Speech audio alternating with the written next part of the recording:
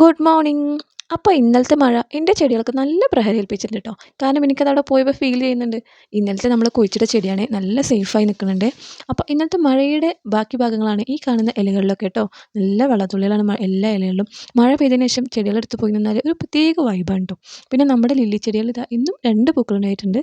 എന്താണെന്നറിയില്ല. ഈ ലില്ലി പൂക്കളുണ്ടാകുമ്പോൾ എപ്പോഴും രണ്ടെണ്ണമായിട്ടാണ് ഉണ്ടാവല്. ഇവർ പ്രണയ ജോഡികളാണോ എന്ന് എനിക്കൊരു സംശയമുണ്ട്. അതിനെക്കുറിച്ച് കൂടുതൽ നമ്മൾ അന്വേഷിക്കേണ്ടിയിരിക്കുന്നു. കാരണം വിരിയുമ്പോൾ ഒക്കെ രണ്ടാളും ഒന്നിച്ചാണ് വിരിയുന്നത്. ഇനി പറഞ്ഞിട്ട് വിരിയണതെന്ന് ആർക്കറിയാം. പിന്നെ ഇതാ കണ്ടോ 10 മണി മഴ പെയ്ത ക്ഷീണത്തിൽ ഒന്ന് കടന്നിട്ടുണ്ട്.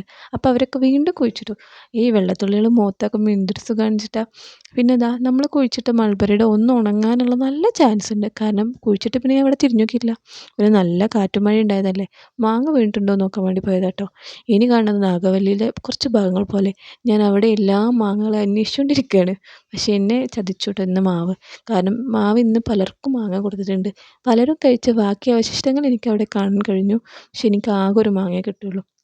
കിട്ടിയത് ലാഭം എന്ന് പറഞ്ഞ് നമുക്ക് ആ ഒരു മാങ്ങ എടുത്ത് നമുക്ക് തിരിച്ചു പോകും. ഇനിയും മഴ പെയ്യും, ഇനിയും കാറ്റ് വീശും. അപ്പോൾ ഇനിയും മാങ്ങ വീഴുമല്ലോ. ഇത് അവസാനം ആയിട്ടില്ലല്ലോ. അപ്പോൾ ഇന്നത്തെ വിശേഷങ്ങൾ ഇത്രയൊക്കെ ഉള്ളൂ. അപ്പോൾ എൻ്റെ ഒരു കൊച്ചു വ്ളോഗ് ഇഷ്ടപ്പെടുകയാണെങ്കിൽ ലൈക്ക് ചെയ്യുക, ഷെയർ ചെയ്യുക, സബ്സ്ക്രൈബ് ചെയ്യുക. ആ ബെൽ ബട്ടൺ ഒന്ന് അമർത്തി വെക്കുക. പിന്നെ ഇതാ എനിക്കിന്ന് കിട്ടിയ മാങ്ങ ഇതാണ് കേട്ടോ. ഇന്ന് തന്നെ ശരണം. കുറച്ച് കഴിഞ്ഞ് വീണ്ടും വരും ഞാൻ. Okay, by.